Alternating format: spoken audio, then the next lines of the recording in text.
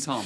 Let's start, shall we, with a blog post about the people whose job it is to filter the images that we see, sometimes very shocking, coming into us from war zones. That's right. Now, this is on the Making of blog from the AFP news agency. Now, their Middle East and North Africa service is based in Nicosia, the capital of Cyprus. And basically, like in many news organizations, including our own, you have the people whose job it is to filter images to see if they are appropriate for the public. So you have, essentially, their job is to filter the images for public consumption. They, as a result, are the filters themselves, Tom, and they have to look at everything without any filters. So it can be extremely traumatic, in fact.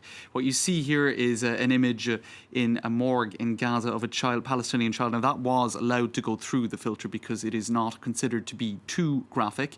You can see here images in the headquarters of the people whose job it is to look at extremely graphic pictures all day long. And of course, a choice has to be made because in terms of getting, I suppose, as one photo editor, Marina Passos, said, they also have to show people the world as it is, and a graphic image can also have a very strong aesthetic power. This image that you're seeing here, Tom, is a little girl who is injured and she's being cared for in a makeshift hospital in Douma, Syria.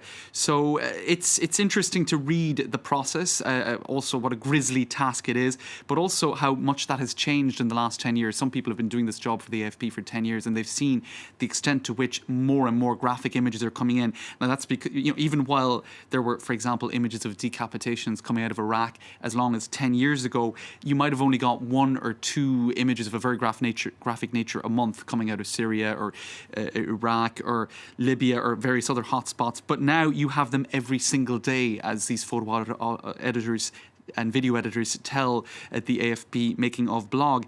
Now, that's an indication, of course, of a rising violence across the region, but also it's an illustration of the fact that more of that violence has been captured on camera due to advances in technology. So the result is people working in media organizations across the world whose job it is to filter these images are being faced with more and more of that, of those very shocking images coming out of war zones, Tom. So an interesting read on the Making of blog of the AFP website. An extremely challenging, but as you say, a very important job Absolutely. To deliver those pictures. Let's move on to a lighter story now. A little girl who's been making the headlines in Australia because of her first name. She's got the rather unfortunate now first name of Isis. That's right, and of course this, perhaps not of course, it's not necessarily everybody who would be aware, but it was an Egyptian goddess was originally called Isis, and you do have little girls and women indeed around the world who, not many, but who have this name. And unfortunately for one 8-year-old in Sydney, this has become an issue that is, in this rather, I think, perhaps melodramatic headline, tearing her family apart. So her name is Isis Leskian. Apparently, for example, she plays team sports, and if her mother cheers her on, "Come on, Isis," people in the crowd have been looking at the mother suspiciously, wondering is she supporting the Islamic State organization, which I'm sure is pretty unlikely for a Sydney suburban mom.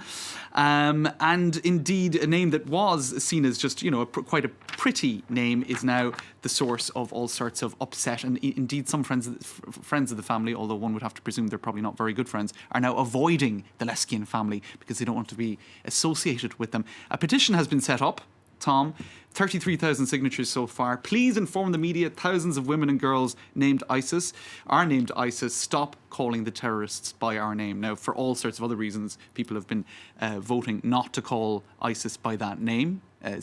Mostly because they want to be called ISIS themselves, so better not to give them the oxygen of their own publicity. But here's another reason as well, Tom. Little girls called ISIS. Indeed. Well, here at France 24, we call it the Islamic State Organization, not ISIS. Thank you very much indeed for that, James Creed, and that was MEDIAWATCH. It's time now for Focus here on France 24. Today we're turning our eye to the Iraqi capital, where a surprising concept